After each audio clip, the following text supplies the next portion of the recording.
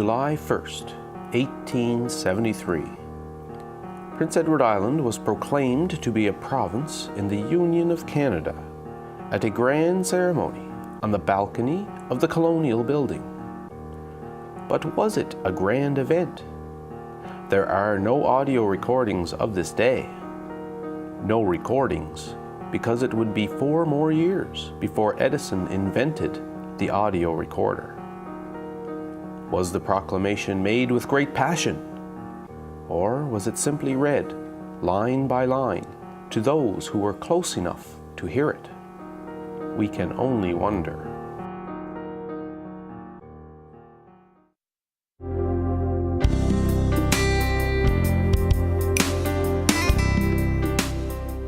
Our family heritage is our most precious gift, and certainly one worth preserving. They are the greatest influence on all our lives. They are the ones who teach us who we are, spending most of their time and energy providing for our welfare. They weave the fabric of our moral souls. Yet now that we have grown, we gaze upon their faces, no more thinking them quaint, because as adults, we finally realize they are us.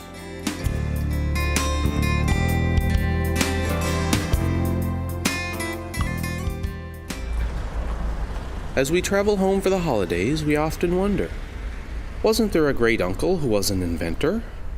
Or, honey, didn't you have an aunt or someone who climbed a mountain in Africa? Who in your family remembers that story? So we make an affirmation. Somebody really needs to get this stuff down. But instead, we let slip away the things we should hold on to most dearly, so that our legacies mostly end up here.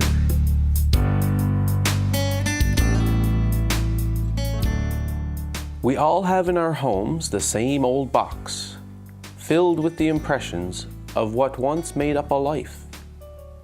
Yet the stories that give all these things meaning are now gone. There are photos, damaged by time, with no name on the back. And there are letters. Historians believe letters to be golden, yet this one is signed only with an initial. And there are medals. This one to the champion of the elite class 1963. Was it a sporting event? Or perhaps a prize pig? We shall never know. And then there are images like this one. You haven't even a clue. Was she an actress? A singer perhaps? Or a community leader? What you wouldn't give today just to hear the stories she would tell. Yet now that their voices have been so long stilled, we slowly come to realize it is their voice we long to hear the most. Imagine being able to take the strands of the past and the strands of the future and somehow weave them together. Imagine that if all we would need is simply a vision for the future.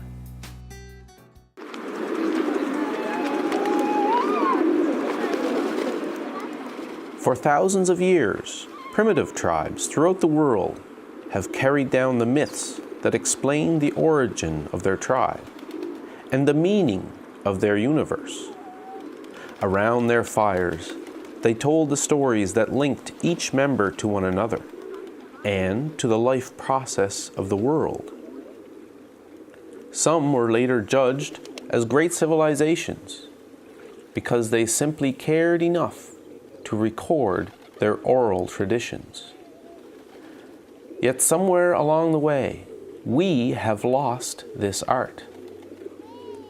You realize it's missing when you stare into a fire at home and the oldest portion of your brain is still listening.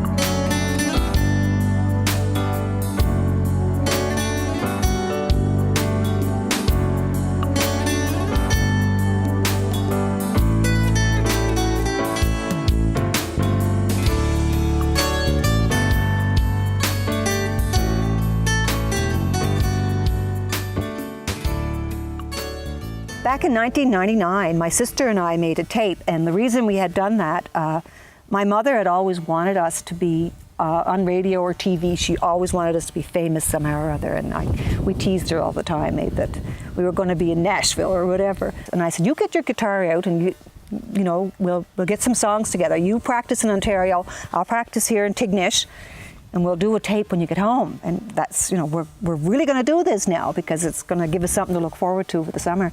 So in August of 1999, we did a tape in Summerside at Summin Park. I had a little hen and she had a wooden leg, the best little hen that ever laid an egg. She laid more eggs than any hen on the farm. Another little drink wouldn't do us any harm.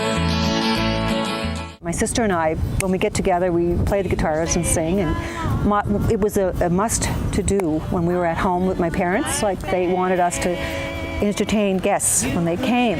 So of course, it didn't matter what you were doing, you had to drop everything and go with your guitar and play when you were working or whatever, and sing songs. And it was mostly the old songs that my mom and dad really enjoyed, so that's what I usually sing. I don't know the new songs.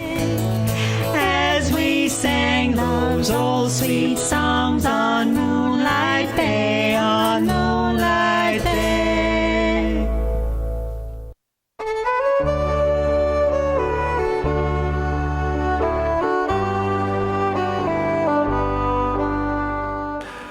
I used to say to the boys, it doesn't matter what job you're doing, think of it that I'm not going to do this for the rest of my life, even if you don't like the job. Put your best into it. I don't like this job, but I'm going to give it all I got, get done with it. And I used to try to put that across to them. But you never knew. This spring, Jeff called me one day, and he said, well, Dad, you're right. And I said, what was that? Well, he said, here I am, I'm sitting on my deck drinking beer. It's a spring evening, the sun's shining here in Calgary, and it's a beautiful evening. He said, first of the week, they sent me to somewhere up, I think Red Deer or someplace, somewhere up north of Red Deer to look at a site. We were having a problem with it. He said, I got up there, it was a real mess. And he said, the crew wasn't working and nothing was going. And he said, I looked at it and I thought, I got to get out of here. I just got to get back to Calgary. This is terrible, you know. And then all of a sudden I heard the old man say, doesn't matter what the job is, you're not going to do it forever. He said, I went to the truck and I got my rubber boots and I went to work with them. And he said, 2 days later, I'm back in Calgary.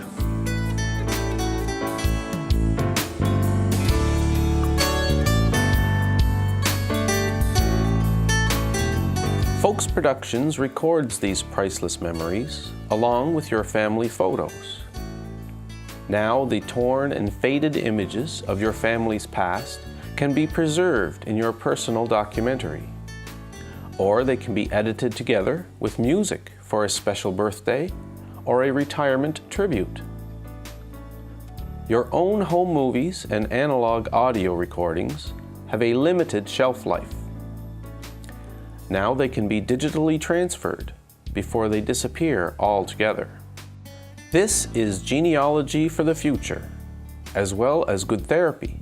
For those who get to tell their stories often say it's the most meaningful thing they have ever done, leaving a profound sense of completeness to life. Memorial documentaries can also help preserve our memory of a loved one lost. It's the song of your genetic code, so that those in the future can gain a deeper sense of belonging by knowing far more what makes them who they are.